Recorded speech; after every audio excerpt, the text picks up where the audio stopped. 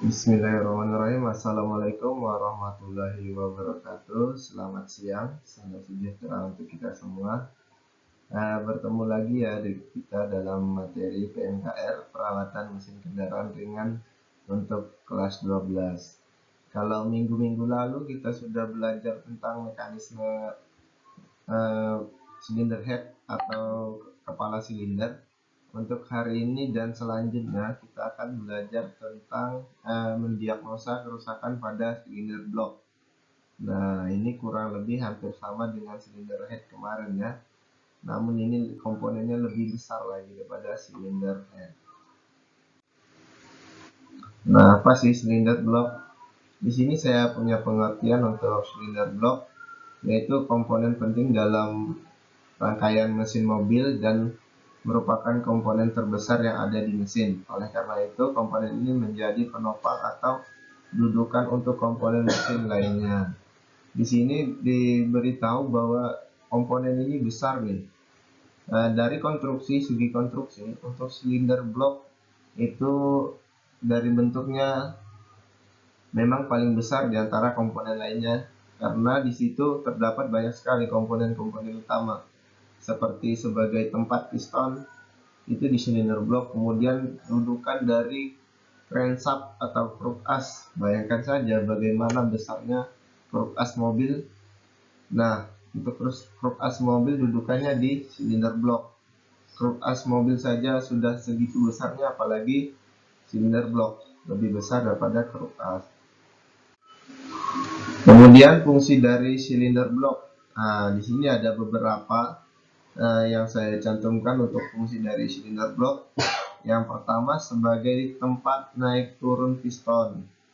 Nah, saya rasa adik-adik sekalian sudah familiar ya dengan silinder blok ini. Di situ ada tempat rumahnya piston atau tempat bergeraknya piston dari TMA menuju TMB atau TMB menuju TMA. Di situ adalah tempat piston bergerak, yang dimana semua langkah yang dibutuhkan piston untuk menghasilkan daya putar bekerja di silinder blok. Kemudian sebagai tempat mengarahkan energi pembakaran. Nah, di sini mungkin teman-teman kurang mengerti ya apa yang dimaksud dengan mengarahkan energi pembakaran. Tapi untuk silinder blok ini berkaitan dengan fungsi yang pertama tadi sebagai tempat naik turun piston, agar arah dari energi yang dihasilkan atau ketika proses usaha yang dihasilkan menghasilkan tenaga yang besar, maka di sini ada silinder blok sebagai pengarah energi pembakaran. Jadi arah dari ketika terjadinya power atau usaha atau langkah usaha, kan pada engine ada berapa? Ada untuk engine 4 tak ada 4 langkah.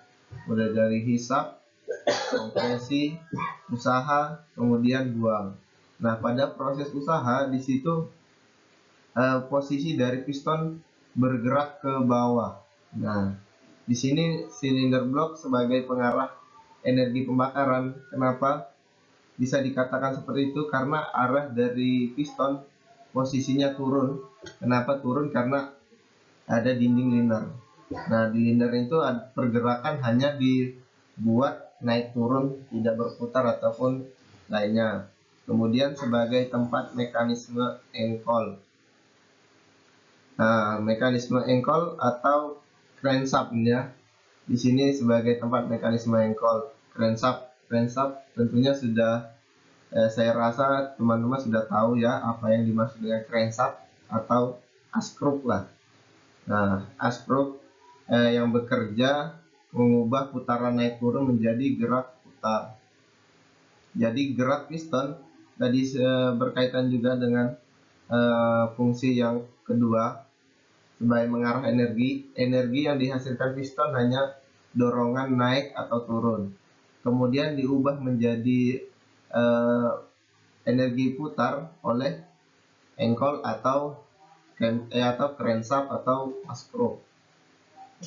Kemudian tempat saluran oli pelumas. Nah, di sini karena bagian dari engine itu ada banyak bagian ya. Kenapa dia ada fungsi salah satunya adalah tempat saluran oli pelumas? Karena ada bagian silinder head atau kepala silinder yang berada di atas daripada silinder blok. Jadi oli yang disirkulasikan dari oil pan atau panci oli disirkulasikan ke silinder head melalui silinder blok. Kemudian ada lagi berfungsi sebagai mainframe mesin. Nah, maksudnya mainframe mesin di sini adalah sebagai dudukan komponen engine. Seperti tadi crude as, kemudian water pump, kemudian oil pump, semuanya berada atau menempel pada silinder blok. Nah, ini bagian-bagian dari silinder blok. Yang pertama ada silinder, kemudian ada saluran oli, kemudian ada water jacket, ada crankcase. Di sini yang saya cantumkan hanya 4 ya, karena yang modelnya mudah kita analisa, kemudian yang dapat kita lihat secara visual, 4 jenis ini sangat mudah untuk kita ketahui. Jadi yang pertama silinder. Nah, ini yang berkaitan dengan fungsi yang pertama dan kedua sebagai tempat piston naik turun, kemudian untuk mengarahkan energi yang dihasilkan oleh pembakaran. Silinder merupakan lubang di mana piston bekerja. Terdapat juga lapisan khusus bernama silinder liner yang terbuat dari bahan berbeda dengan silinder blok. Nah, di sini bisa teman-teman lihat pada gambar yang saya sudah beri panah, terdapat silinder blok atau silinder. Nah, yang dimaksud silinder liner, terkadang ada beberapa jenis. Untuk diesel, dia ada 2 jenis liner. Ada yang menempel langsung dengan silinder blok, ada yang bisa kita ganti atau bisa kita lepas. Kemudian kalau untuk kendaraan seperti mobil, biasanya dia menempel dengan silinder blok. Ada juga yang tipe yang bisa diganti, cuma linernya aja tanpa dengan mengganti silinder blok. Di situ tempat bekerja piston, yang dimana piston ketika terjadi proses pembakaran, piston bergerak naik turun untuk menghasilkan tenaga. Kemudian saluran oli. Di dalam silinder blok juga terdapat saluran minyak. Saluran minyak adalah jalan untuk oli agar dapat memberikan pelumas pada kepala silinder dan komponen lainnya. Seperti yang saya jelaskan untuk fungsi yang ketiga tadi, silinder blok juga sebagai saluran oli. Mengapa? Karena oli yang ada pada mesin mobil ataupun kendaraan bermotor, alat berat, oli berada pada oil pan atau tangki oli di bawah. Kemudian posisi dari silinder blok biasanya posisinya di atas sebagai agar oli bisa tersalurkan ke silinder head atau silinder kepala silinder, maka oli dipompa dari oil pan menuju ke kepala silinder melalui silinder blok. Tentunya ia untuk melumasi banyak sekali komponen yang ada pada engine-nya. Kemudian water jacket. Water jacket merupakan salah satu bagian dari silinder blok yang berfungsi sebagai tempat saluran coolant bersirkulasi yang akan menyerap panas yang ditimbulkan oleh kerja engine atau mesin. Nah, bisa dari sekalian lihat pada gambar yang saya beri panah.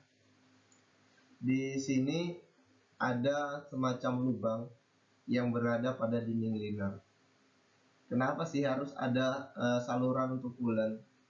Karena engine bekerja dengan bekerja mengubah energi panas menjadi energi mekanik. Nah, energi panas yang dihasilkan oleh mesin tentu dapat merambat ke komponen mesin. Sehingga jika terjadi overheat atau panas yang berlebih dapat merusak komponen mesin. Maka adanya juga diciptakan water jacket pada silinder blok, yang dimana menyerap panas yang ada pada silinder blok yang akan disirkulasikan ke radiator. Nah, untuk komponen yang terakhir adalah engine crankcase. Engine crankcase merupakan salah satu komponen utama pada silinder blok yang dimana berfungsi sebagai wadah atau dudukan dari mekanisme crankshaft. Nah, bisa teman-teman lihat pada gambar yang saya kirim, yang saya buat pada materi. Pada bagian ini, nah ini merupakan dudukan dari crankshaft atau kruk as. Di sini terdapat metal dan mekanisme crankshaft ya. Jadi silinder blok merupakan komponen utama yang ada pada mesin. Nah, yang dimana di sini terdapat juga untuk tempat dari crankshaft atau kruk as. Oke, itu tadi penyampaian sedikit untuk materi kita hari ini, dan yang akan kita bahas selanjutnya adalah kerusakan-kerusakan yang terjadi pada silinder blok. Tadi sebagai materi pengantar untuk hari ini, sebagai gambaran sedikit agar teman-teman ada gambaran sedikit untuk kita akan lakukan pembelajaran ke depan. Jadi kedepannya kita akan belajar mengenai kerusakan yang sering terjadi pada silinder blok ya.